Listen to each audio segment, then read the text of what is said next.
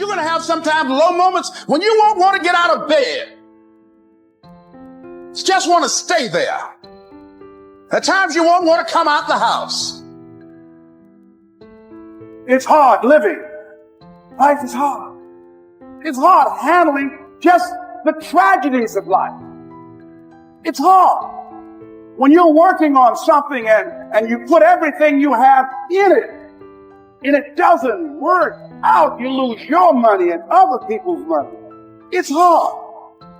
You will go through things, and while you're going through them, you can't understand why it's happening to you. See, the point is, you don't know how much future you've got.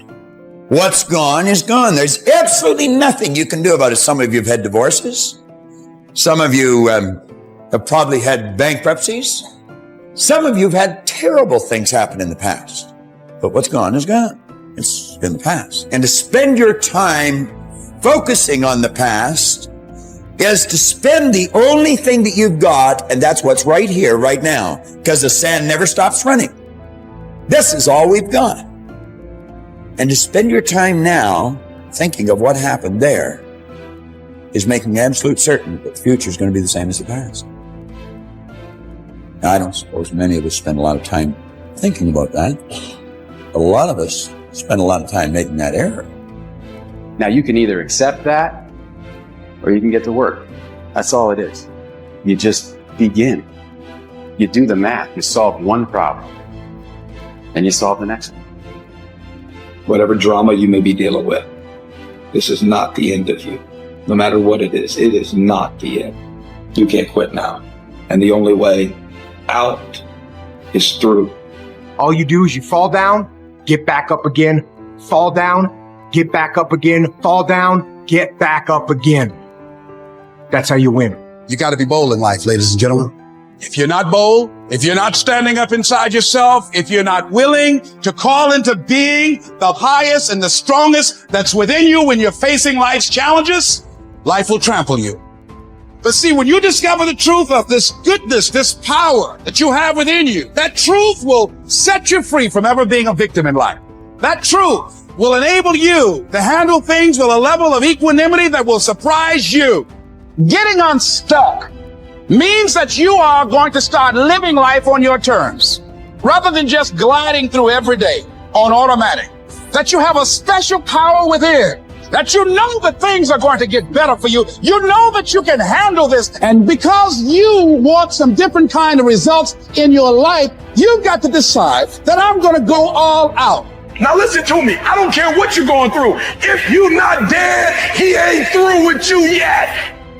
As long as you waking up, you still in the game. As long as you alive, you can still make it happen. As long as that breath in your nostril boot, you still in the game. You still can win. Now get your butt up. Why do you keep crying? Why me, God? Why did I get MS? Why did I get cancer? Why did my mama die? Why did I get fired? Listen, you got put through that because what that does, that tension produces greatness.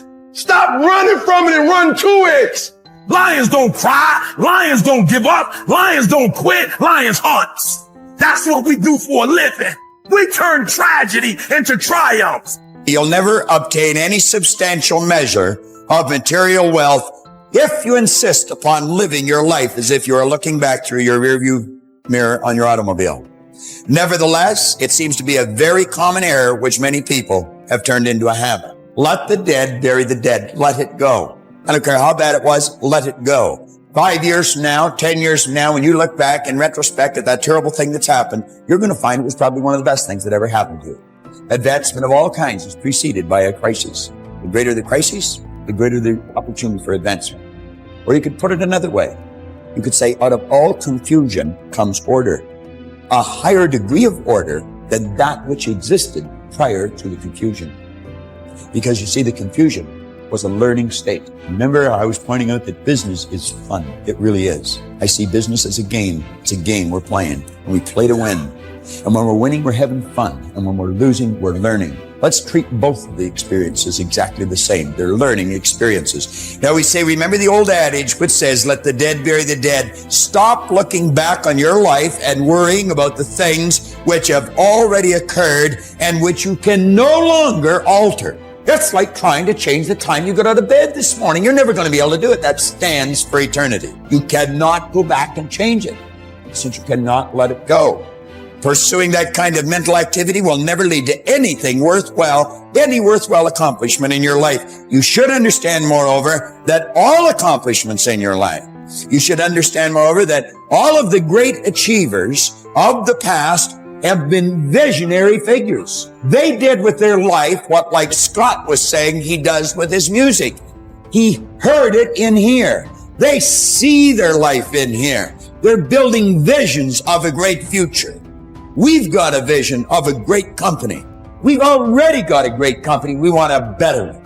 We serve a lot of people. We want to serve more. And as we do, we receive greater rewards. Because when we receive greater rewards, we become more comfortable, more creative, and we can provide more service. It's a beautiful cycle that we're in. Looking into the past is a self-doom fulfilling cycle. You just keep getting it worse, worse, worse. We've all done it, so we know what it's like. These visionary figures were men and women who projected into the future, and they did not belabor over things which had already passed. They thought of what could be rather than what already was, and then they moved themselves into action to bring these things into fruition. If there were tips for success, everybody would have been successful. There are no tips for success. Only those who are not so successful, or those who are not successful, think somewhere if you read 10 points in a book, you're going to be successful. We need to understand this. If you want to be successful, don't seek success. What you seek is competence. If you enable yourself, and if you do something well, other people will say you're a success. If you think, I'm a success, it's foolish, isn't it? You're doing something, and you're doing it well. Other people in the town, or in the country, or in the world, people will say, oh, he is doing something really successful. They're looking up to you. That's fine. You look up to yourself. That's madness, okay? You don't seek success.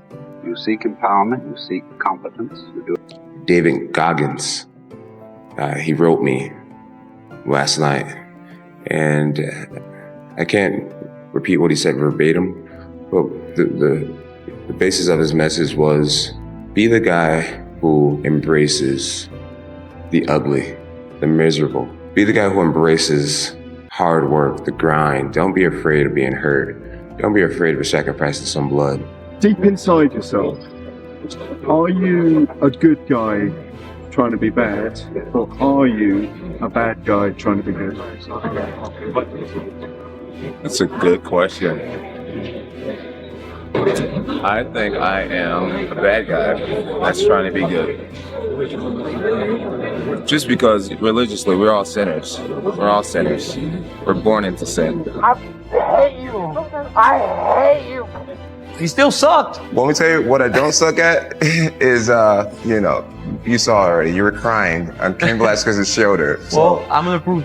You know what? Actually, you know what? I don't want to be a commentator. I just want to make you cry backstage again. You just want to beat me as I want to beat you, but I'm still gonna be a commentator. I want to beat. I want to beat. Yeah, you want to. You won't do it again. I already beat. But you're not gonna beat me on Saturday night. You're not gonna beat me. Okay, sure, Daniel. Okay.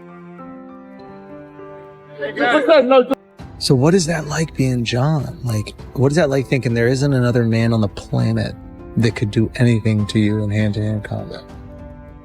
Hey, yo, you still there? You're the scum of the earth. You are a terrible human being. Thank you. I wish they would let me next door so I could spit in your face. You know I would absolutely kill you if you ever did something like that, You right? could never kill me. Oh, I bet you I could. Then you should try, John. You really should try, John. No, I would literally kill you. Yeah, let's try that, John. Literally kill you. Let's try that, John. I'm not saying I would fight you. I said I would kill you. I embody the spirit of a martial artist, the heart of a martial artist, what it truly means to be a martial artist. I'll give up my arm. I'll give up an eye. I'll give up a toe. It doesn't matter. There's nothing you can do to stop me, Daniel Cormier. There's absolutely nothing you can do. Maybe you will get me down once. I believe in my whole heart that I'll get you down too. But the difference is, when I get you down, your face will open up. There is nothing you can do to stop me from coming at you round after round with the most malicious techniques I know. You will lose this fight, Daniel Cormier. I want you to believe it. Every ounce of training you put in leading up to this fight will be a waste of your life.